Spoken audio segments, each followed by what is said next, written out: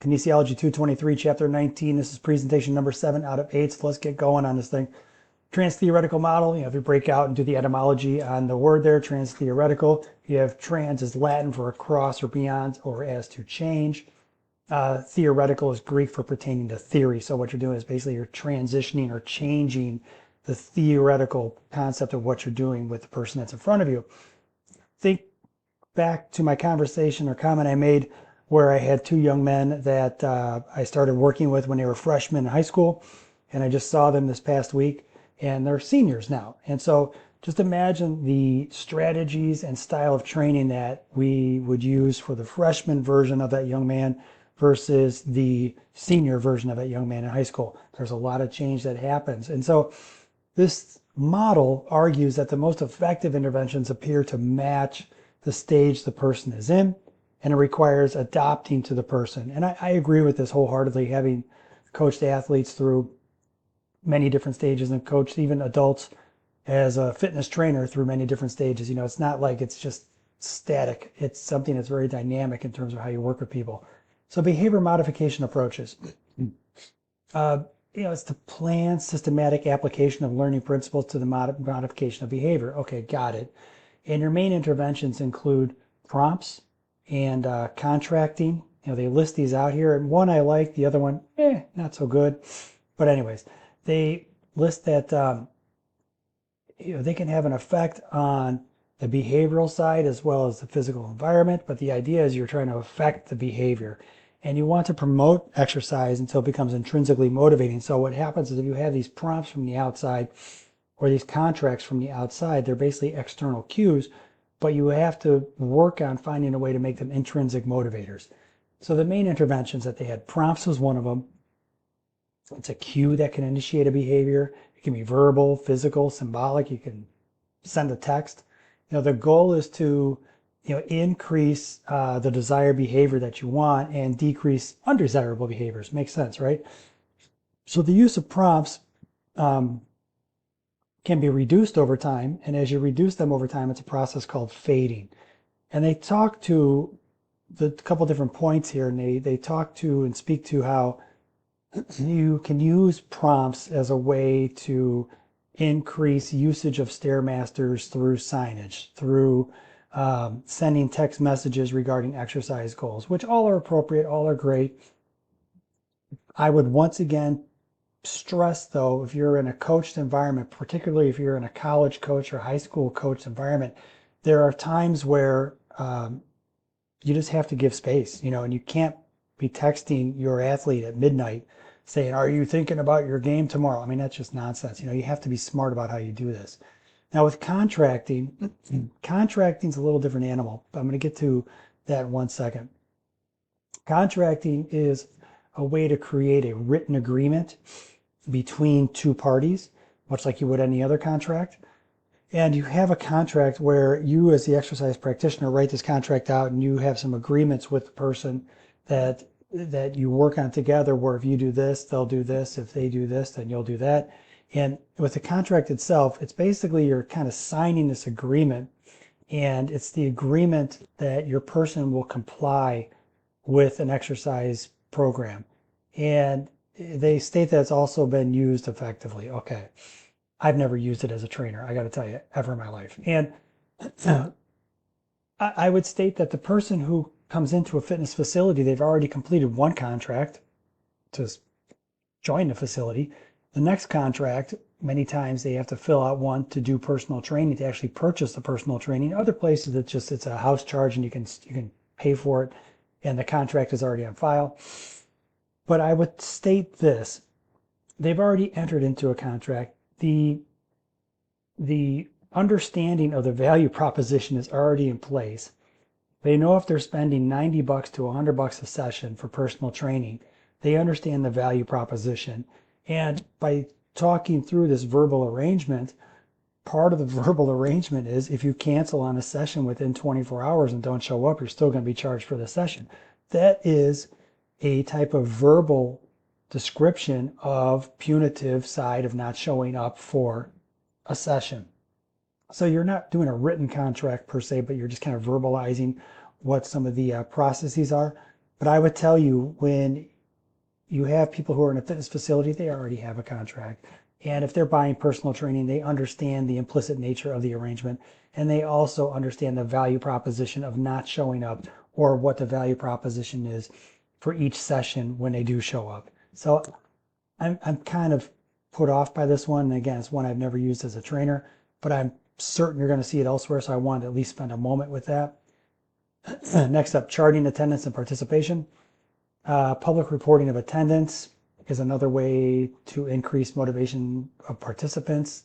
Okay, all right. You can kind of make the argument here and push back on HIPAA regs.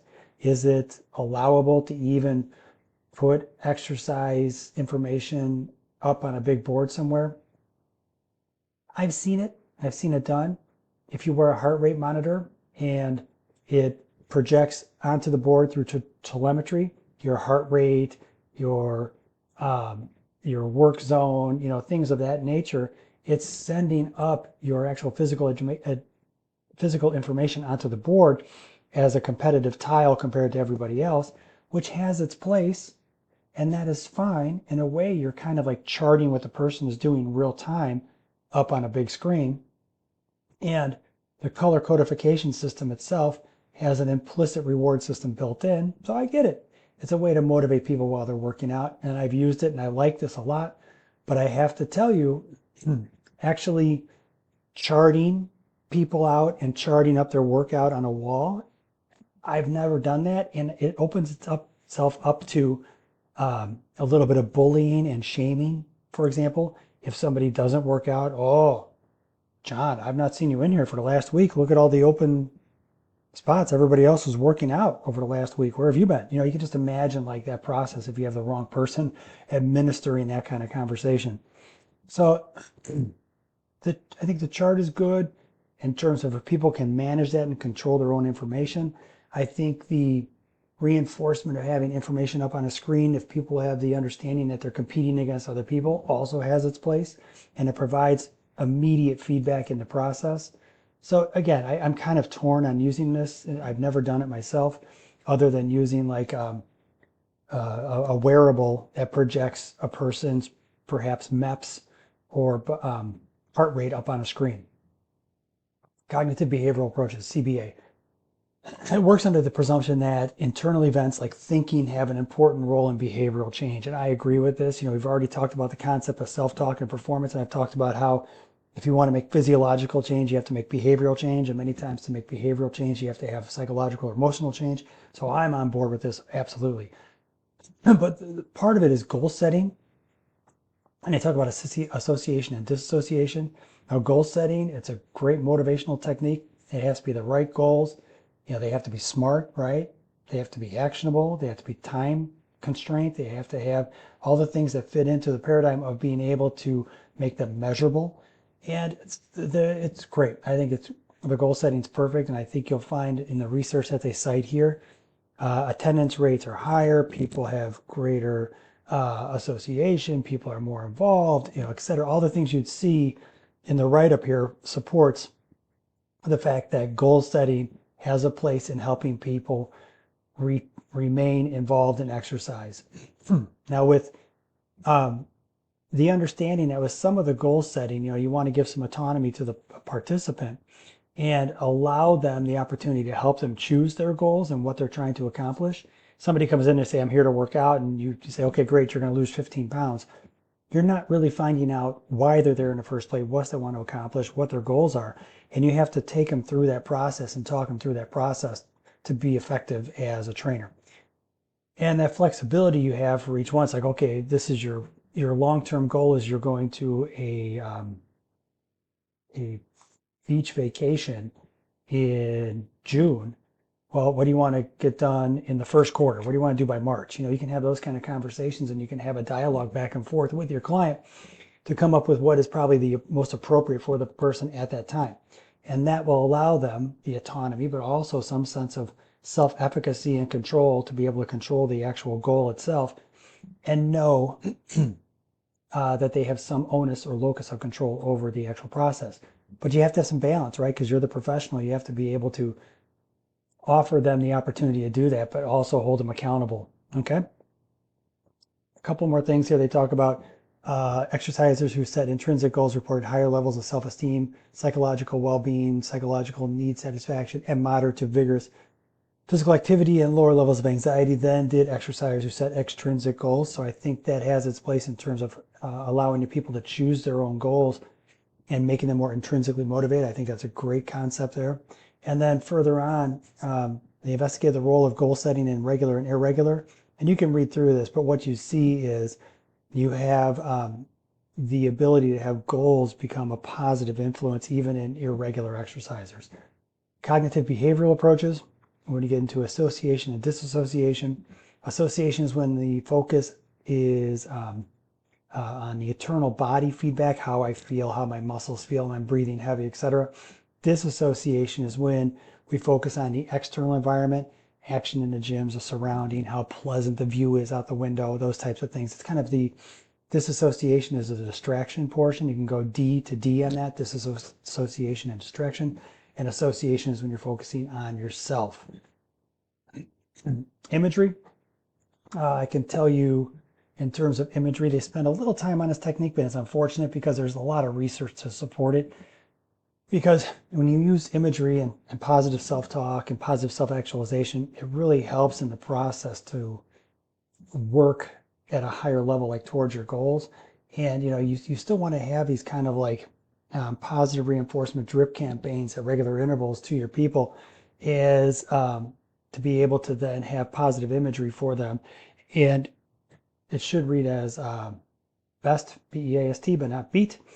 And the point I want to make here is when you look at this, you can still be in the moment, you can still be functioning, you can still be working out, but you might use that imagery to, for example, have a visual in your head of what it is you want to look like or the goal you want to accomplish 3 months down the road.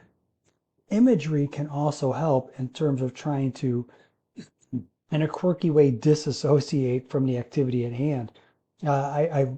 I also ran track in college and I ran 400, and I can tell you, when you come around for the last 100 meters and it hurts, the last place you want to be is right there in that moment because it hurts. So you can still run the race, you can still be focused and still be, if we go back to the slide, still have a high sense of association, be aware of your body and be aware of some of the environment that's going on around you and kind of have the association, disassociation balance. But I can tell you, when I got to the final 100 meters of that race, what I saw in front of me, sure, the track was there, my competitors were all there, but I would see a lake with a rope swing that was on a cove when I was a young boy where I grew up, and I would go to visit my father's house down outside of Peoria, where we would swim in that lake, and it was very pleasant to me and it was very relaxing to me. So it allowed me to really kind of down regulate the stress that I was experiencing from running 400 on the sensory side, right? So I'm feeling that on the sensory side and be able to have like this down regulation and not feel that as much because I was focused on something more pleasant. In essence, what I was trying to do was on the sympathetic and parasympathetic side of the nervous system, I was trying to down regulate the SNS and get out of fight or flight and be more in rest and digest as I was running that last 100 meters, because that ain't fun when you're running 400, let me tell you.